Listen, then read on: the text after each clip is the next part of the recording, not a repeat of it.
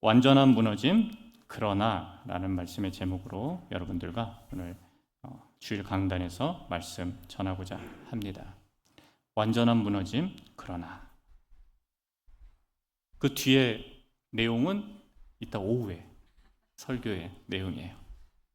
원래는 제목이 좀 길어요. 완전한 무너짐 그러나 하나님의 은혜.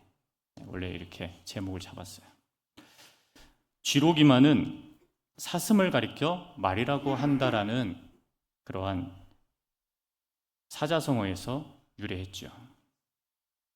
권세를 부려 사실을 왜곡하고 억지 주장을 강요하는 행동을 비유하죠. 쥐로기만은 사마천의 사기 진시 황본기 편에 나오는 그러한 이야기에서 유래된 사자성어입니다. 진나라 2대 황제였던 호해 때 황관 내시였던 조고는 권력을 장악하려고 황제를 조롱하고 시험하는 일에 앞장섰던 사람입니다. 어느 날 그는 사슴을 끌고 와서 호해 황제에게 바치면서 말을 했습니다. 폐하, 좋은 말 한 필 드리겠습니다. 황제가 깔깔 웃으면서 이건 말이 아니라 사슴이 아닙니까? 라고 하자 조고는 오히려 신하들을 쏘아보면서 물었다고 합니다. 신하들을 겁박하면서 날카로운 눈빛으로 신하들에게 이거는 말이지 않소. 사슴을 한 필 끌고 오면서 말이지 않소. 이렇게 하면서 신하들에게 다 물어봤다고 합니다. 일부 신하는 황제의 눈치를 보면서 사슴입니다. 정답을 이야기했으나 조고의 권세를 두려워한 대부분의 신하들은 억지로 말입니다. 라고 대답을 했다고 합니다. 이 사건을 통해 조고는 자신에게 반대하는 자를 가려내서 숙청하게 되었고 이후에 나라의 국정은 더욱 어지러워졌다라고 이야기를 합니다. 하나님은 권력의 폭주, 폭력을 가장 싫어하십니다. 하나님은 권력의 속성을 그리고 폭주를 정말 싫어하십니다. 그것이 사무엘상 8장 18절과 19절에 그렇게 기록이 되어 있는데 한번 읽어보겠습니다. 그날에 너희는 너희가 택한 왕으로 말미암아 부르짖되 그날에 여호와께서 너희에게 응답하지 아니하시리라 하니 백성이 사무엘의 말 듣기를 거절하여 이르되 아니로소이다 우리도 왕이 있어야 하리니. 사무엘상 8장에서 하나님은 권력의 폭력과 폭주에 대해 이미 경고한 적이 있으십니다. 그래서 하나님은 이스라엘 왕 사울을 패하셨고 다윗은 과거의 하나님의 은혜를 점점 잊어가고 있었습니다. 권력에 취해서 과거 막내였던 시기, 과거 가난했던 시기, 과거 도망다녔던 시기를 점점 잊어가고 하나님의 은혜를 망각하며 권력에 취해가고 있었습니다. 1년 만에 한 선지자가 궁궐을 열고 찾아 들어왔습니다. 한 선지자가 성으로 찾아 들어간 거예요. 무거운 발걸음, 답답한 심정으로 그렇게 왕을 만나기 위해 다윗성으로 들어왔습니다. 한 선지자가 다윗을 만납니다. 시편 51편은 사무엘하 12장의 배경을 가지고 있는 시예요. 다윗의 시에 사무엘하 12장이 그 배경이라는 거죠. 사무엘하 12장 1절 말씀을 다 같이 읽어보면요. 다 같이 읽어보겠습니다. 여호와께서 나단을 다윗에게 보내시니 그가 다윗에게 가서 그에게 하나님께서 범죄한 다윗에게 선지자 나단을 보내셨어요. 그것은 하나님의 징계가 아니라 은혜였습니다. 은혜였습니다. 왜 은혜가 되었는지 오늘 설교를 들으면서 여러분들과 나눕니다. 하나님께서는 범죄한 다윗을 버려두지 않았습니다. 버려두었으면 다윗도 하나님이 버리셨겠죠. 나단을 보내어 그가 죄를 깨닫고 회개하기를 원하셨습니다. 나단은 다윗에게 한 가지 이야기를 했습니다. 왕이여, 한 성에 두 사람이 있습니다. 하나는 부자이고 하나는 가난한 소장농입니다. 그 부자는 양과 소가 너무나 떼를 이루고 너무 많으나 이 가난한 소장농은 없습니다. 자기가 사는 그 집에서 기르는 작은 양 새끼 한 마리, 그게 전부입니다. 그 암양 새끼는 그 소장농, 가난한 자와 그의 자식들에게 친구이자 가족입니다. 먹고 마시며 품에 눕고 정성스럽게 기른 딸처럼 여겼습니다. 그런데 부자에게 한 친구 나그네가 찾아왔습니다. 부자가 자기의 양과 소는 아끼면서 그에게 찾아온 나그네에게 대접하기 위해서 가난한 소장농, 자기 밭을 일구고 자기에게 세금을 바치는 이 소장농에게 가서 당장 그 양 내놔라. 내가 나그네에게 바쳐야 된다. 가난한 사람의 어린 양 새끼 하나 뺏어서 그 사람을 위해 바치고 대접했다는 이 이야기가 사무엘하 12장에 기록된 말씀이에요. 그 말을 들은 다윗은 그 사람에 대해서 크게 분노하죠. 다윗은 나단의 이야기를 들으며 부자의 죄를 정확히 알았습니다. 다윗은 정의를 세우기 위해 부자에게 어떤 형벌을 내려야 하는지도 그는 율법을 잘 알았기 때문에 다윗은 이해한 거예요. 그런데 그 부자가 바로 자기 자신이라는 것은 꿈에도 몰랐다는 거죠. 전혀 눈치를 채지 못했습니다. 우리도 하나님의 말씀이 죄를 해부하고 사람의 마음에 심겨졌을 때 자기 이야기라는 사실을 깨닫지 못할 때가 많죠. 어떤 설교를 하면 어떠한 직분자와 성도들은 자기 얘기라고 하면서 분노하죠. 아니에요. 착각하지 마세요. 하나님의 말씀은 모든 자의 것이에요. 그런데 내 마음에 하나님의 이 말씀이 레마로 내 심령에 다가왔을 때 내 마음에 말씀이 되고 나를 변화시키는 그런 하나님의 놀라운 말씀의 역사가 일어난다라는 거죠. 다윗이 이렇게 선지자의 말을 듣고 이렇게 고백합니다. 나단이여, 여호와의 살아계심을 가리켜 맹세하는데요, 이 일을 행한 사람은 마땅히 죽을 자입니다. 그가 그 사람을 불쌍히 여기지 않고 이 일을 했으니 그 양새끼를 4배나 갚아주는 것이 맞습니다. 율법대로 다윗은 판결한 거예요. 목자 출신인 다윗은 나단이 양의 비유에서 전한 이 이야기를 쉽게 이해했죠. 그러나 다윗은 비유 속 부자의 죄가 정확히 자신을 바라보고 있다는 것을 깨닫지 못했어요. 그렇죠? 사무엘하 12장 5절에 보니까 여호와의 살아계심을 두고 맹세하노니 이 일을 행한 그 사람은 마땅히 죽을 자라. 다윗은 그런 사람은 죽어야 마땅합니다. 그가 빼앗은 양은 4배를 갚아야 됩니다. 그게 율법입니다. 그렇게 안 하면 죄입니다. 그것은 율법 해석으로서 바른 판단입니다.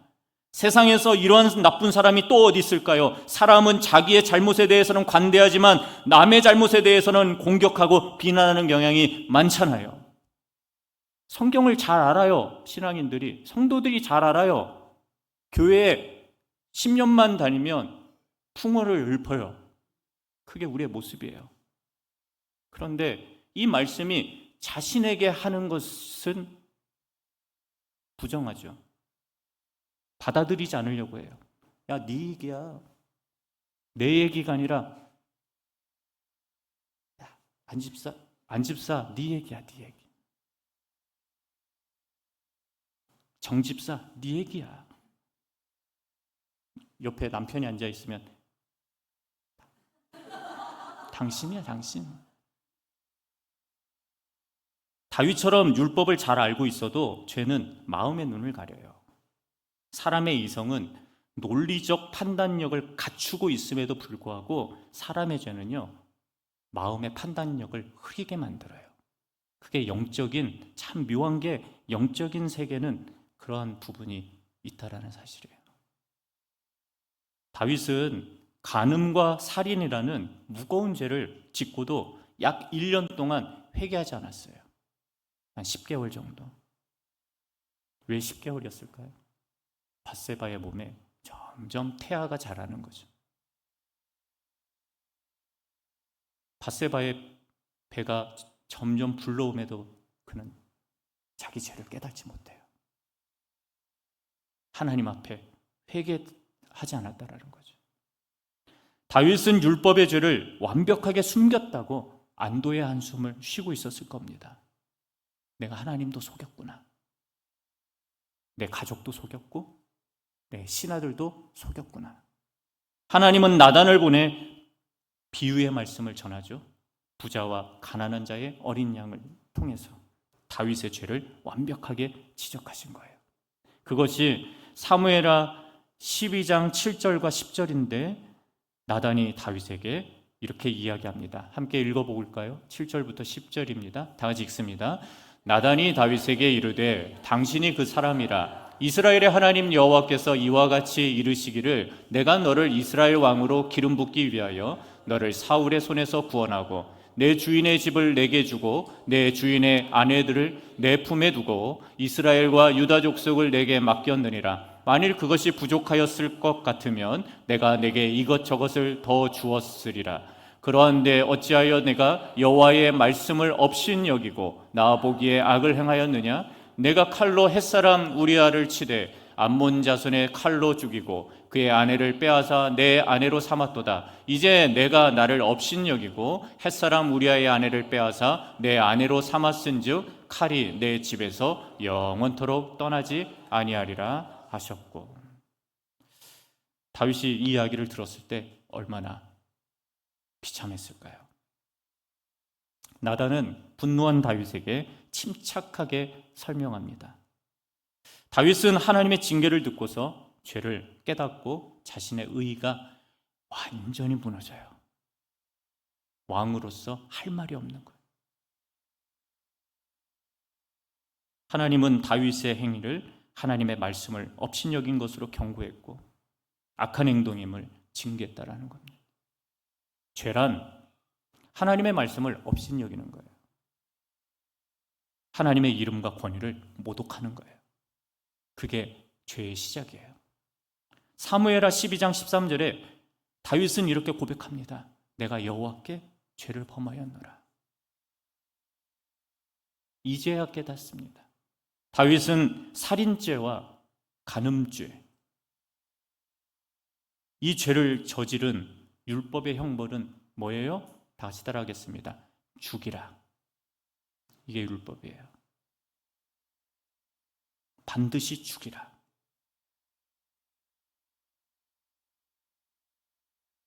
하나님이 그 사실을 몰랐을까요? 다윗은 의로운 왕이 아니라 하나님께 죄 지은 죄인이라는 사실을 깨달은 거예요. 깨달은 거예요. 나단은 참으로 충성되고 용기 있는 하나님의 선지자였죠. 목숨을 걸고 다윗성으로 들어갔기 때문에. 그의 비유는 다윗의 잠자던 양심을 일깨워주는데 성공합니다. 그래서 다윗은 이렇게 고백합니다. 다 같이 따라해 볼까요? 저는 죽을 죄인입니다. 저는 죽을 죄인입니다. 다윗의 회개는 이렇게 담백해요. 그러나 그는 시편 51편처럼 침상이 젖을 정도로 하나님 앞에 간절히 슬퍼했고 괴로워했고 울었다라는 거죠. 다윗의 회개는 예수님의 구원을 믿는 성도의 고백이 되어야 할 줄 믿습니다. 이런 배경을 담고 있는 다윗의 고백이자 탄식시가 바로 시편 51편이에요. 나단 선지자의 책망으로 다윗은 완전히 자신의 의의가 무너져 버립니다. 그러나 이제부터 하나님의 은혜가 시작됩니다. 이 내용은 오후에 시편 51편 4절과 5절 말씀 다 같이 읽어보겠습니다. 시작. 내가 주께만 범죄하여 주의 목전에 악을 행하였사오니 주께서 말씀하실 때에 의로우시다 하고 주께서 심판하실 때에 순전하시다 하리이다. 내가 죄악 중에서 출생하였으며 어머니가 죄 중에서 나를 잉태하였나이다. 아멘. 처음으로 묵상할 내용은 무엇입니까? 다 같이 따라하겠습니다. 은혜는 죄를 깨닫는 데부터 시작합니다. 네, 하나님의 은혜는요, 자기의 죄를 깨닫는 데부터 고백하는 것부터 시작되는 거예요. 죄를 지은 사람에게 필요한 것은요, 제가 하나님 앞에 죄를 지었습니다. 이 진실한 한마디가 우리의 영혼을 완전히 뒤바꿔 놓을 수 있어요. 죄에 대한 징벌의 대가는 참으로 두려운 것입니다. 왜 두려워요?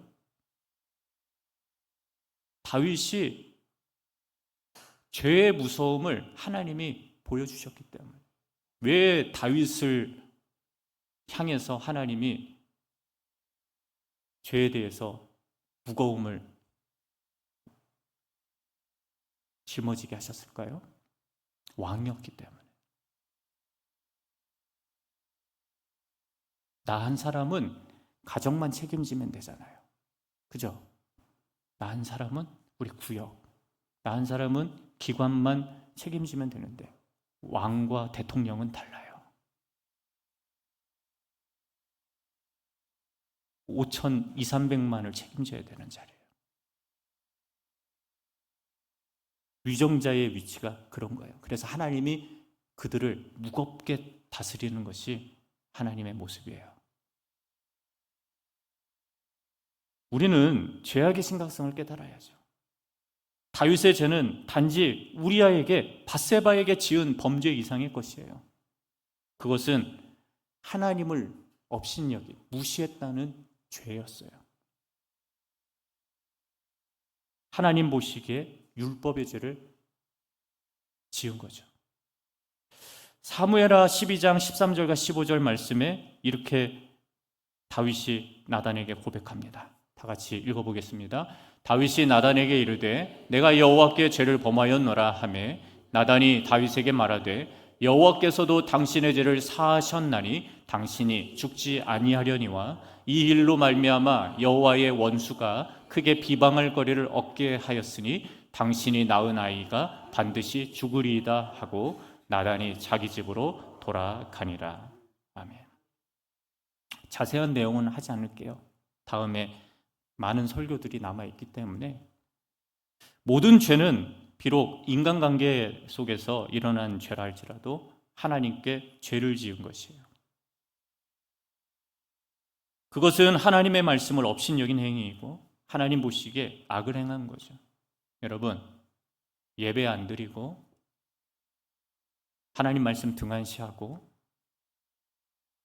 직분자를 무시하고 교회 일꾼으로서 제대로 내가 살아가지 못하는 하나님을 사랑하는 법을 잃어버리는 것도 큰 죄지만 내가 이웃을 위해서 예수 사랑으로 사랑하고 나눌 수 있고 섬길 수 있는 부분을 내가 놓치는 것. 실은 성경에서 우리가 착각해야 되는 게 뭐냐면 나와 형편이 같은 사람, 부자들 더 대우하라는 게 아니에요. 사랑한다고. 성경에서는 가난한 자, 연약한 자들을 위해서 내 것을 나눌 수 있는 그러한 자비와 긍휼의 마음이 우리에게 있어야 된다는 거예요. 그럼 믿으십니까? 네. 우리가 죄의 성격을 깨닫는다면 죄를 멀리하고 미워하게 되죠. 죄를 모르니까 정말 여러분들이 죄를 모르니까 죄를 짓는 거예요. 우리는 죄의 극악한 성격을 알아야 돼요. 사람은 죄인이기 때문에 규범이 필요하죠. 그래서 하나님은 에덴 동산에 규범을 하나 세우셨어요. 가장 간단한 규범. 선악을 알게 하는 나무의 실과를 먹지 말라. 그것을 따서 먹는 즉시 너는 정령 죽으리라. 그게 첫 번째 하나님이 원시 시대에 원시 사회 속에 아담과 하와에게 주신 첫 번째 율법이었어요. 율법은 본능대로, 감정대로, 하고 싶은 대로 사람의 죄성을 제한시킵니다. 그렇게 하고 싶은 사람의 죄성을 제한시키죠. 왜요? 사람은, 타락한 죄인은 능력이 생기고 모든 자기에게 권력이 주어지면 함부로 하려고 그래요. 사람이 할 수 있는 것이 있고 없는 것이 있습니다. 인간의 삶은 스스로 의로워질 수 없습니다. 인간의 의로움은 하나님의 은혜로 주어지는 거예요. 인간의 노력으로, 명상으로, 도를 깨달아서 의로워지는 것이 인간이라면 이상 모든 사람은 다 구원받아야 되죠. 그래서 율법은 인간의 공로로 구원받는다라고 결코 말하지 않습니다. 하나님의 모든 말씀을 지키고 어떤 말씀을 깨달으면 구원을 얻는다라는 뜻이 아니에요. 율법은 죄를 깨닫게만 하는 기능을 갖고 있어요. 여러분, 우리를 구원할 대상은 하나님의 은혜임을 여러분 믿으시기를 바랍니다. 네, 맞아요. 갈라디아서 3장 19절에 율법에 대해서 이렇게 이야기합니다. 다 같이 읽어보겠습니다. 그런즉 율법은 무엇이냐? 범법함으로 더하여진 것이라 천사들을 통하여 한 중보자의 손으로 베푸신 것인데 약속하신 자손이 오시기까지 있을 것이라. 네, 잠시 띄워주십시오. 율법이 무엇이냐라고 질문을 하죠. 그러니까 사도 바울이 이렇게 대답을 해요. 사람들이 죄를 범함으로 율법은 자꾸 많아진다. 천사들을 통해서, 그러니까 주의 사자가 나타나서 모세에게 율법을 가르쳐 주셨고, 하나님은 십계명을 직접 두 돌판에 새겨 주셨는데 주의 사자들이 모세를 호위함으로 인해 주의 말씀을 기록하게 되었고 율법을 완성하게 되었다. 그리고 그것을 기록된 말씀으로 하나님이 모세오경 이 5권 토라를 유대인들에게 주셨죠. 그래서 한 중보자 모세의 손에 하나님이 은혜를 베풀어 주셔서 이스라엘을 말씀으로, 말씀 있는 나라, 그죠? 헌법 없는 나라 있어요? 없잖아요. 하나님이 주신 이 십계명 율법이 이스라엘의 헌법이에요, 실은. 그래서 약속하신 자손이 오시기까지 예수 그리스도께서 십자가에 못 박혀 죽으시고 마지막 날 재림하실 때까지 이 율법은 우리 안에 완성될 것이다 라는 사실을 말씀하고 있는 거예요. 메시아가 이 땅에 오시기 전까지 어떤 누구도 율법의 기대치로 하나님을 만족시킬 수 없어요. 율법은 죄를 깨닫게만 하는 기능이에요. 인간을 꺾어서 겸손하게 만드는 역할을 율법이 해요. 율법의 기대치를 만족시키는 사람은 세상에 없습니다. 인간의 모든 생각은 반드시 꺾이게 되어 있어요. 하나님 말씀 앞에. 율법을 모두 지킬 수는 없어요. 율법의 기대치는 상상을 초월해요. 율법의 기대치가 뭐예요?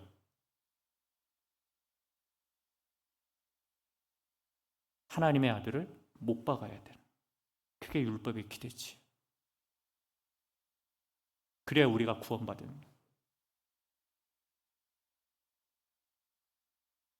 우리가 이거 감당할 수 있어요? 인간은 율법을 완전하게 지킬 수 없습니다. 그것이 갈라디아서 3장 24절에 사도 바울이 갈라디아 교회를 향해 이런 말씀을 하고 있습니다. 다 같이 읽어보겠습니다. 이같이 율법이 우리를 그리스도로 인도하는 초등교사가 되어 우리로 하여금 믿음으로 말미암아 의롭다함을 얻게 하려 함이라. 아멘. 율법은 그리스도께로 우리를 인도하는 역할이라는 거예요. 무슨 말씀인지 아셨어요? 자, 초등교사, 초등학교 선생님을 말하나? 그렇게 말할 수 있는데 아니에요. 로마는 귀족과 평민과 노예로 구성된 이게 계층이 정말 뚜렷한 제국입니다. 그러니까 귀족에게는 대농장이 있어요. 대대로. 근데 거기에 일하는 대상은 누구예요? 노예죠, 노예.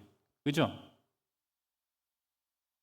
근데 그 노예 중에 로마에 끌려온 노예들이 다 멍청한 거 아니고, 예? 그리스의 식민지로 삼아서 그곳에 있는 철학자, 과학자, 이런 사람들 노예로 끌고 왔으니 얼마나 똑똑해요. 그 사람들을 자신의 자녀들을 키우는데 선생님으로 붙여주는 거예요. 신부는 노예이지만 귀족들의 자녀들을 키우는 선생님이죠. 이게 초등교사예요.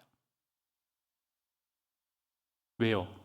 과학을 알고 언어를 알고 그리고 철학을 알고 역사를 아는 그 사람들이 가르치는 거예요. 그래서 바로 율법은 우리를 의롭게 하기 위해서 만들어가나 그것으로 율법을 이루는 것이 아니라, 그러니까 의로움을 완전히 이루는 것이 아니라 예수 그리스도께 가도록 만드는 그 역할을 하나님의 말씀이 하는 것이다. 그 율법이 하는 것이다라는 사실을 우리에게 일러주는 거죠. 율법의 기능은 그리스도에게 인도하는 역할입니다. 한 사람이 심한 상처가 생겼는데 작은 밴드 하나 붙여주고 빨리 나으라고 말하는 것과 똑같은 거예요. 율법은 진단이자 치료 기능이 아니에요. 이스라엘 백성은 진단만 받고 곧 모세 율법 조항, 규례대로 하라는 말씀, 하지 말라는 말씀 313가지의 이 말씀만 지키면 다 거룩한 하나님의 백성이 된다라고 그렇게 믿었고 유대인 태생들은 아브라함의 자손이라고 지켜왔던 거죠. 율법의 기능은 정죄하는 거예요. 정죄하는 거. 너 지금 잘못 살고 있어.